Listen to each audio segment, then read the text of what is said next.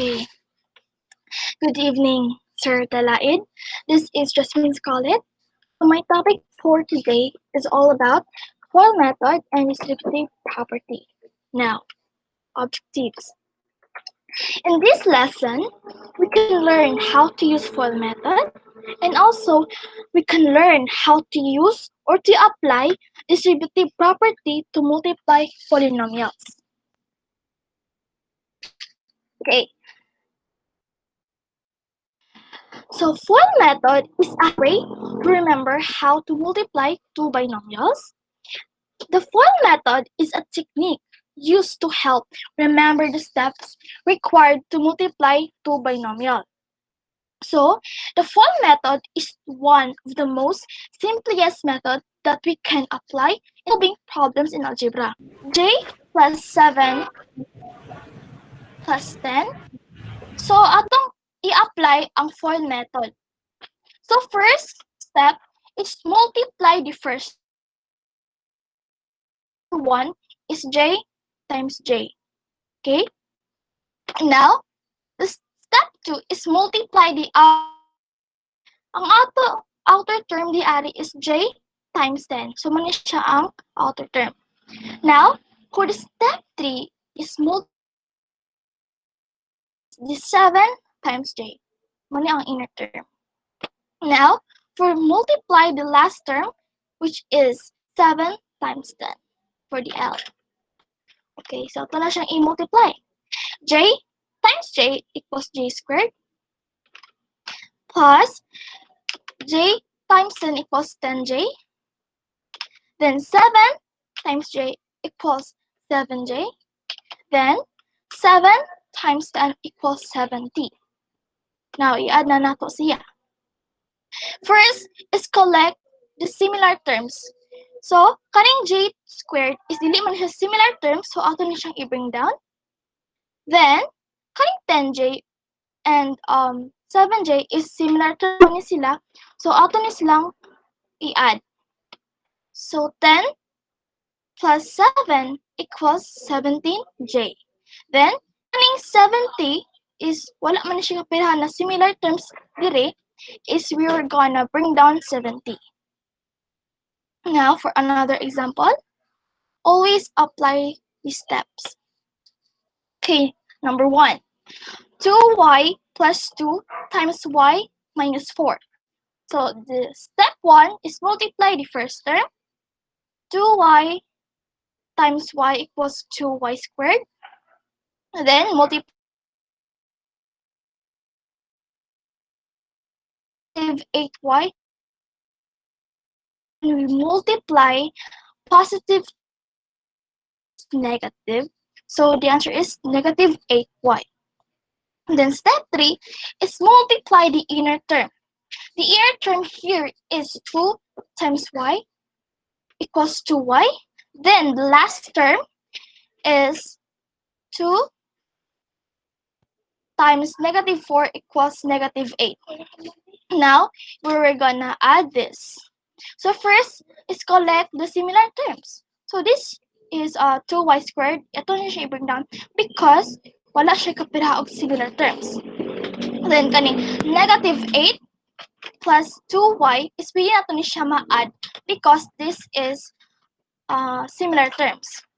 So, negative 8y plus 2y equals negative 6y. Negative 6y because when we add a negative to positive is magdepende siya sa bigger absolute number. So, ang is negative 8. So, the answer is, okay, for the, here is bring down negative 8 because wala siya kapirahan na similar terms. Now, for number 2, 10 plus t, 5 plus t. Now, always remember to multiply the first term. The first term is 10 times y equals 3. Then, the outer term, 10 times t equals 10t. Then, the inner term, ang sunod, which is 10 times y equals 5t. Then, step 4 is multiply the last term, which is ang t t times t equals t squared. Now, always remember the rule. Collect the similar terms. So the 50 is, wala siya kapiran na similar terms, so bring down the 50. Now, the 10t plus 5t is similar, so pwede natin siya ma-add. So 10t plus 5t equals 15t. Then bring down the t squared.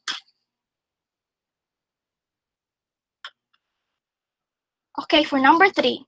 7w plus 4 times 5 plus 10w. So first step is multiply the first term. 7w times 5 equals 35w. Now, step 2 is multiply the outer term. The outer term is 7w times 10w equals 70w squared. Now, the inner term is 4 times 5 equals 20. In the step 4 is multiply the last term, which is the 4 times 10w equals 40w. Now, let us add this. So first, collect the similar terms. So the 70w squared is not, wala siya kapiran na similar terms diari, so bring down. Then, the 35w and the 40w is similar terms. Remember, so pwede natin siya ma-add. So 35w plus 40w equals 75w. Then bring down the 20. So number 4, x plus 5 times x minus 20. So remember the step 1 is multiply the first term. X times x equals x squared. Then the outer term, which is the x times negative 20 equals negative 20x, because we multiply positive and negative, so the answer is negative. And then this step 3 is multiply the inner term. 5 times x equals 5x. Then for the last term is positive 5 times negative 20 equals negative 100. Now let us add. So first, collect the similar terms. So atong i-bring down ang x squared because wala siya kapareha na similar terms. Now, negative 20x plus 5x is similar terms. So we can add this. So negative 20x plus 5x equals negative 15x because the bigger number is negative 20x. And bring down negative 100. Okay, aside from FOIL method, we can also use distributive property to multiply polynomials. So to multiply more than 2 terms, you can use distributive property. So take note lang guys ha, dili ta pwede makagamit og FOIL method pag dili siya binomials. So muna atong timan-an ha. Dili gyud ta pwede apply FOIL method pag dili siya binomials. Okay, for example, we have here we have here 2x plus 2 times 4x plus 20x minus 7. Now, so ano to ni siya is to distribute the 2x to 4x, distribute the 2x to 20x, distribute the 2x to negative 7, and then the 2. So distribute the 2 to 4x, distribute the 2 to 20x, distribute the 2 to negative 7. Now, naman siyang i-times. So, 2x times 4x equals 8x squared. Copy the sign. 2x times 20x equals 40x squared. Then, 2x times negative 7 equals negative 14x. Then, 2 times 4x equals 8x. Then, 2 times 20x equals 40x. And 2 times negative 7 equals negative 14. Now, ato na siyang i-add. First, collect similar terms. 8x squared plus 40x squared equals 40x squared. Dili na to siya i-add ang kanha exponent because we are using addition. Pwede na nato i-add ang exponent pag nagamit tag multiplication. So, is equals to squared.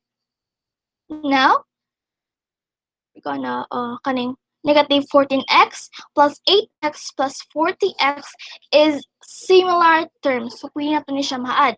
So, negative 14x plus 8x equals negative 6 plus 40x equals 34x. Nahimo na ni siya kuan positive because ang negative 6 duha og sa 40x is mas bigger number ning 40x. So, positive ang answer.